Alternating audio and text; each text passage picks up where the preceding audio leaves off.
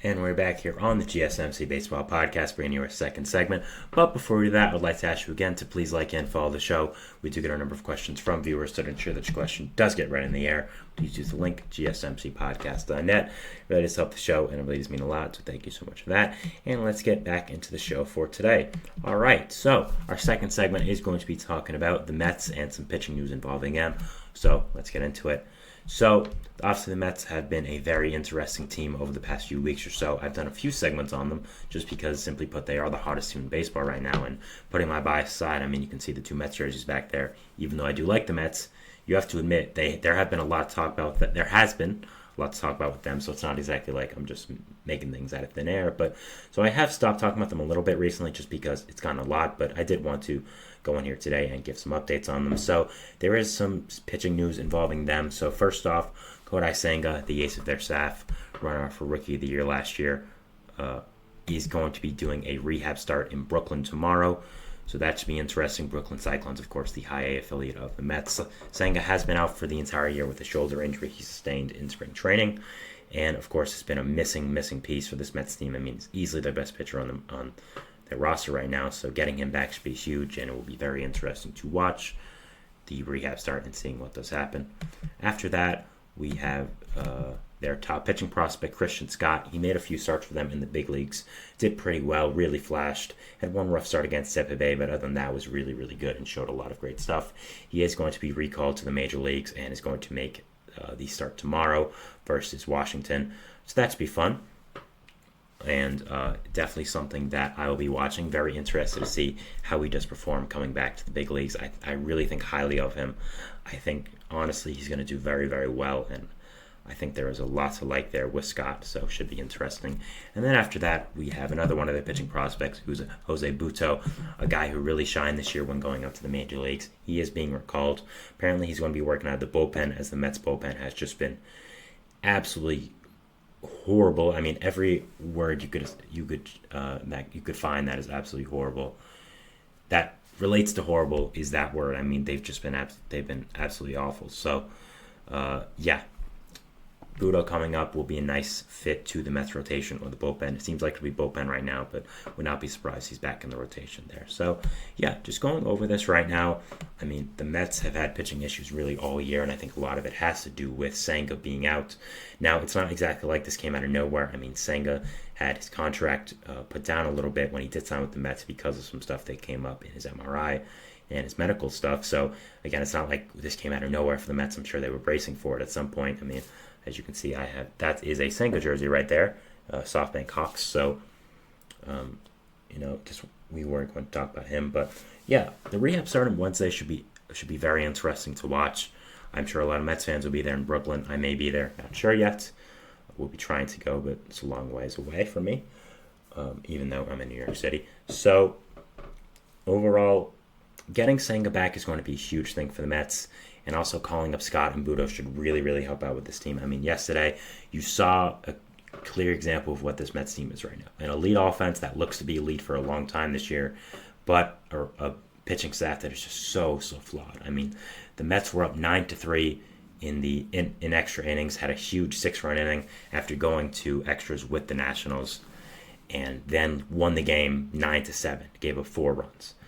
And when you consistently have guys like Tyler J coming in, Matt Festa, Adam Ottavino at this point, these guys that are not great relievers because you have Drew Smith out for the year, Brooks Raley out for the year, Edwin Diaz out for a little bit because of the suspension. You can't call anyone up to upgrade him. It is going to be a problem. And this bullpen is really, really becoming a liability for this Mets team. And I think their rotation as well needs some help. So getting Senga back would be so good. Scott coming back should be great. I think Budo coming back should be great. And yeah, I mean, this Mets team is fantastic even without these guys. So imagine when Senga comes back. Imagine when Budo comes back. Imagine when Scott pitches tomorrow. Imagine how good this team should be. And that's really something I'm looking at right now. And I'm just so excited for it. I mean, this Mets rotation right now consists of Luis Severino, Sean Manaea, Jose Quintana, who else? Tyler McGill, David Peterson. Those real 5 guys. I'm not a fan of McGill. Quintana is okay. Manaea is eh. But now you're going to have a rotation at the deadline probably consisting of after the All-Star break, I should say, of Senga, of Scott, of Severino, of Budo, and then you can potentially add a starting pitcher, trade maybe Quintana or Minaya for more depth. I know that's been something Mets officials have floated around.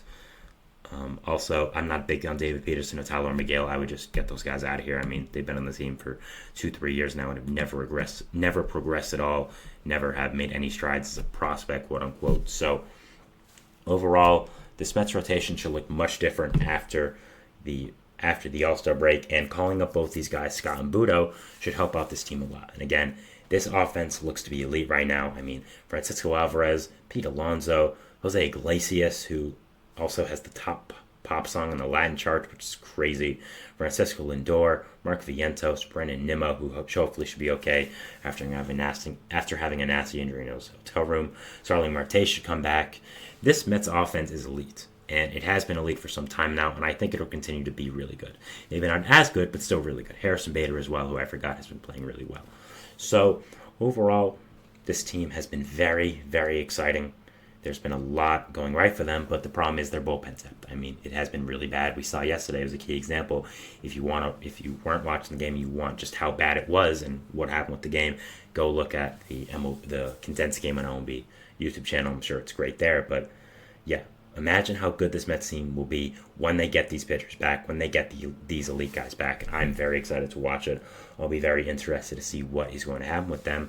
And yeah, I mean, looking at this Mets team right now, there's a lot to like. Again, this offense has been absolutely elite. As a Mets fan, it's been so fun watching. Of course, there's been a lot of storylines, and just the vibes are good right now, honestly. I mean, of course, you have Grimace, who has taken up a life of his own. We have fans dressing up in Grimace costumes going to games. I saw a tweet that showed Amazon. Someone was looking at the Grimace costume on Amazon, and it said 50 plus bought this month. So it's become a real thing in Queens, and it's been really fun to watch. A lot worse thing to rally on, I'd say. Jose Iglesias' OMG song has also been great. I mean, just give some props to Iglesias. I mean, the guy has built a very popular pop career on the Latin charts, and is also now playing a really good second base for the Mets, while Jeff McNeil is really underperforming. So props to him. I couldn't do that, believe me. So there's just a lot going right with this Mets team right now. The problem has been the pitching depth all year. And getting Scott back, who should start tomorrow and be really good in my opinion. Getting Budo back, who should be more of a flip-flop guy between the bullpen and the rotation. Spot starter was the word I was looking for. Getting Senga back eventually, who is your ace. This Mets rotation, this Mets pitching staff looks to improve a lot, and it's very exciting. I mean, again, this team right now is balling with bad pitchers on the roster. I mean, Adam Ottavino, Matt Festa, Tyler J, who did just get sent down today. These guys are not that good, and I'm not a big fan of Quintana, not a big fan of Miguel, who did get sent down as well, actually, now that I'm remembering. So replacing these guys with better pitchers, maybe even trading for a pitcher at the deadline, this Mets team should get a lot better, sooner rather than later. I'm very excited to watch. Now, it's going to be a tough road for the Mets to continue to play really well. I mean, I think we're looking at the wild card right now. I don't think there's any chance they take over the Phillies for the NL East lead. It's possible they take second place from the Braves. I don't think it will happen, but I think it's possible. And also for this wild card, I mean, there are tons of teams involved in this. Of course, you know what the top three are going to be. At this point, it's pretty clearly going to be some combination of the Phillies, Brewers, and Dodgers. I don't know who's going to be 1, 2, or 3.